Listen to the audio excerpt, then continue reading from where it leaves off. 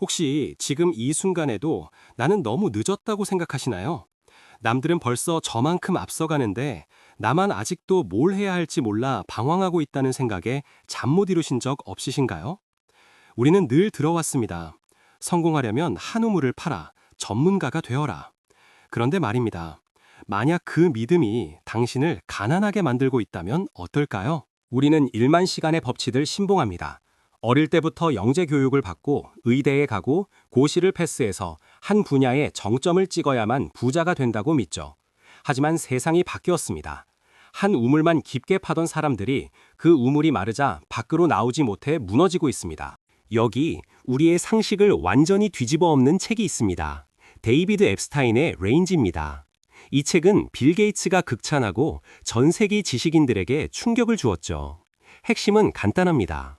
현대 사회에서 가장 강력한 무기는 전문성이 아니라 다양성, 즉 레인지라는 것입니다. 이야기를 시작해보죠. 여기 우리가 아는 가장 완벽한 성공 모델이 있습니다. 골프 황제 타이거 우즈입니다. 그는 생후 7개월에 퍼터를 잡았고 2살에 방송에 나갔습니다.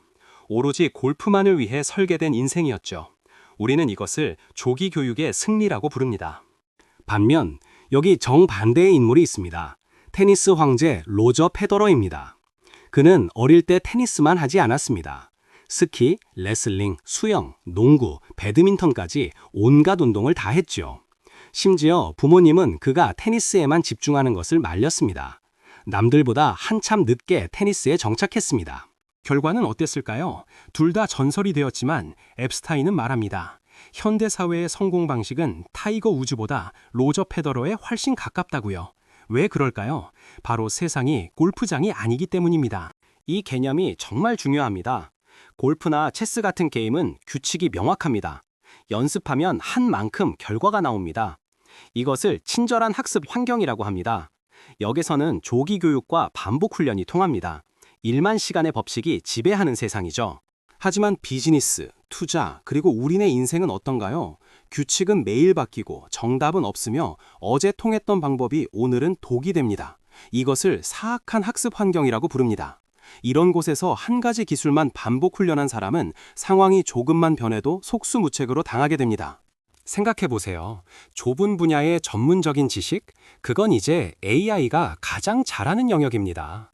단순히 데이터를 외우고 규칙을 따르는 일은 인간이 설 자리가 없습니다. 지금 시대에 한 우물만 파는 건 어쩌면 가장 위험한 도박일지도 모릅니다. 지금 시대에 한 우물만 파는 건 어쩌면 가장 위험한 도박일지도 모릅니다. 그렇다면 부자가 되는 사람들은 무엇이 다를까요?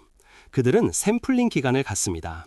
로저 페더러가 여러 운동을 해본 것처럼 다양한 직업, 취미, 실패를 경험하며 자신에게 무엇이 맞는지 탐색하는 시간을 갖습니다. 우리는 이걸 방황이라고 부르지만 그들은 이걸 데이터 수집이라고 부릅니다. 많은 분들이 30이 넘어서 혹은 40이 넘어서 진로를 바꾸는 걸 두려워합니다. 지금까지 쌓아온 게 아깝다고 생각하죠. 하지만 연구 결과는 충격적입니다. 늦게 자기 적성을 찾은 사람들이 일찍 진로를 정한 사람보다 장기적으로 소득이 훨씬 높고 직업 만족도도 높으며 성공 확률도 압도적이었습니다. 경제학에서는 이를 매치 퀄리티라고 합니다. 나와 내가 하는 일이 얼마나 잘 맞는가 하는 적합성이죠.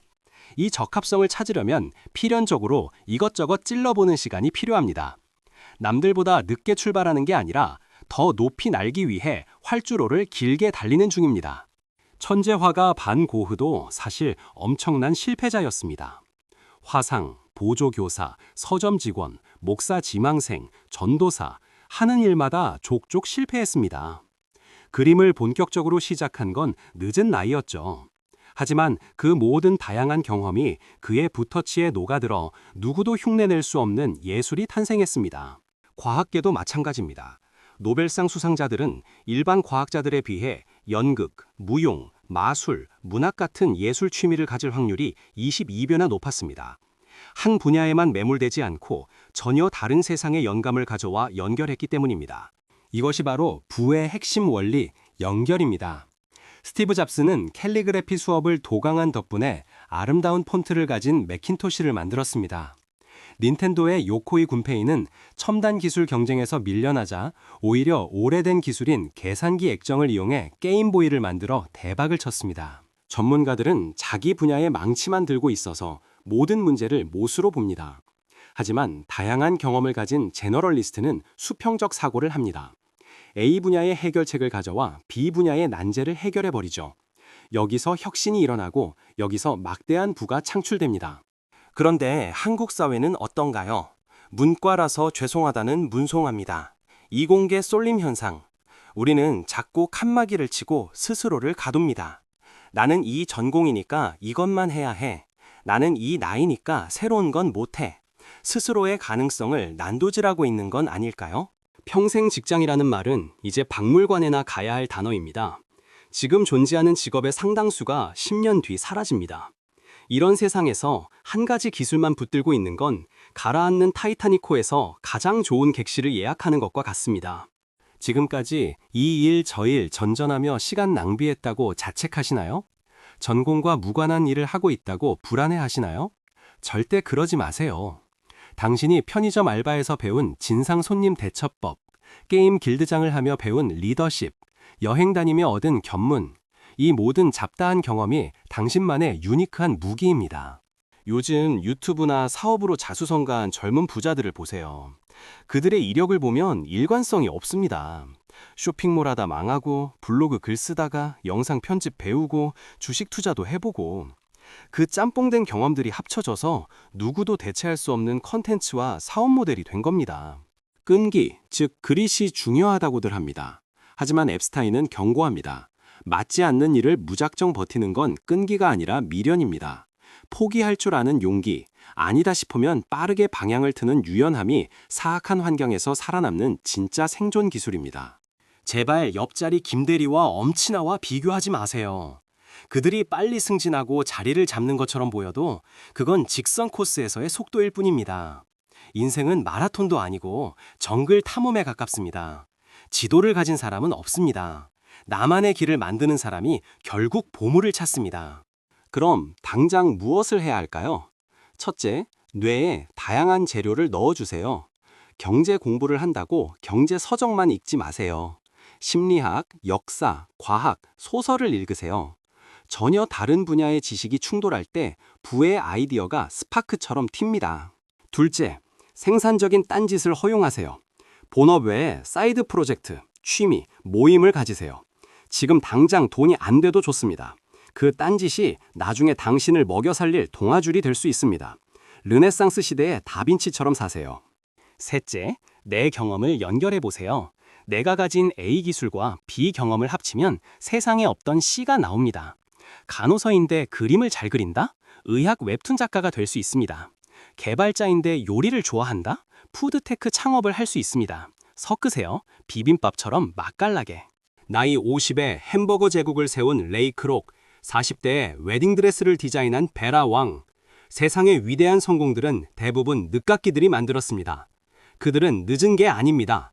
충분한 샘플링을 통해 폭발할 준비를 마친 시한폭탄이었던 겁니다. 레인지는 범위라는 뜻입니다. 당신의 활동 범위를, 생각의 범위를, 경험의 범위를 넓히세요. 깊게 파기 위해 넓게 파는 겁니다. 넓게 파다 보면 어느 순간 가장 깊은 곳에 도달해 있는 자신을 발견하게 될 겁니다. 지금 혹시 뒤처진 것 같아 불안하다면 이 말을 기억하세요.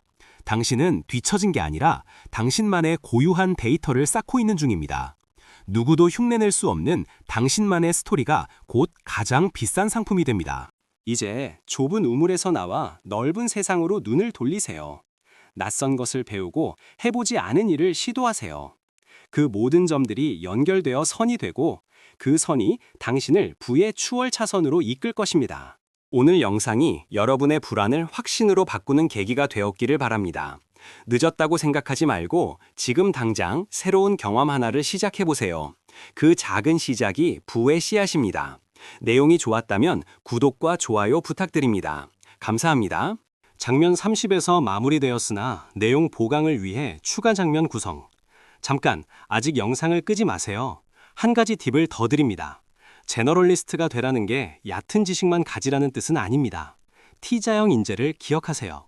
하나의 핵심 무기는 이때 그것을 감싸는 다양한 보조 무기들이 있어야 한다는 뜻입니다. 주식 투자를 깊게 파되 심리학과 역사를 넓게 아는 사람, 코딩을 깊게 파되 인문학적 소양을 갖춘 사람, 이들이 진짜 레인지를 가진 부자들입니다. 이번 주말 서점에 가서 평소라면 절대 거들떠보지 않을 코널의 책을 한 권 사보세요. 요리사가 꿈이 아니더라도 요리책을 보고, 과학자가 아니더라도 우주 관련 잡지를 보세요. 유튜브 알고리즘의 노예가 되지 마세요. 매일 보던 것만 보면 생각도 굳어집니다.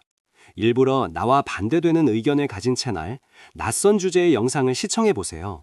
뇌에 신선한 충격을 주세요. 낯선 사람을 만나세요.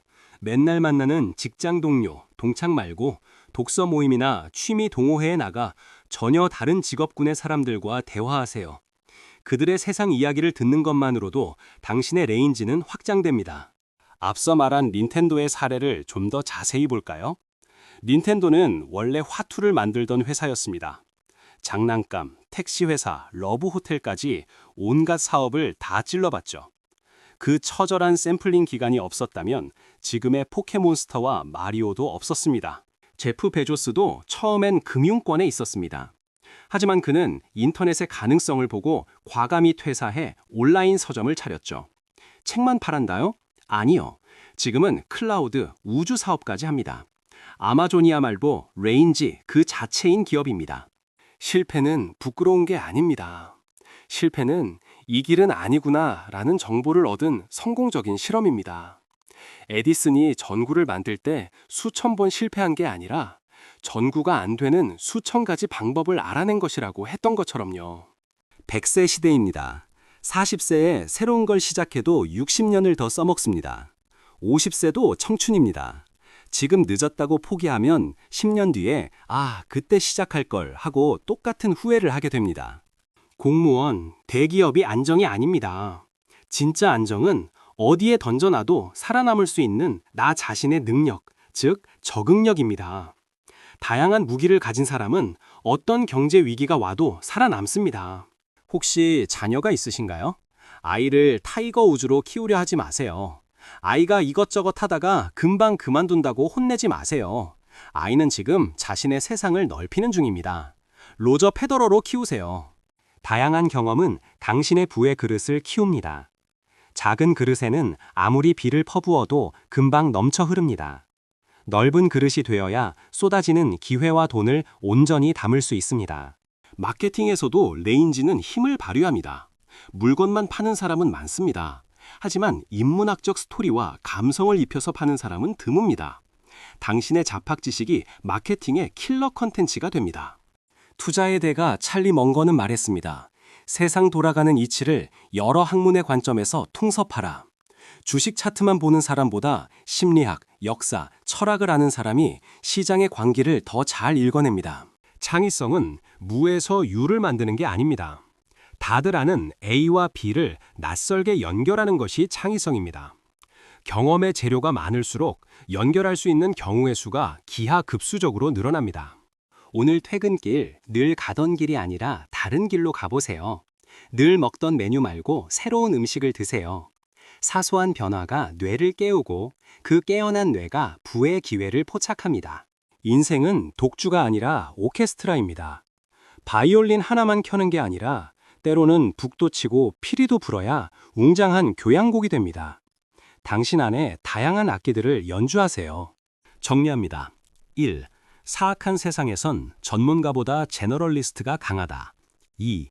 방황은 낭비가 아니라 투자다. 3. 다양한 경험을 연결할 때 부가 폭발한다. 당신은 늦지 않았습니다.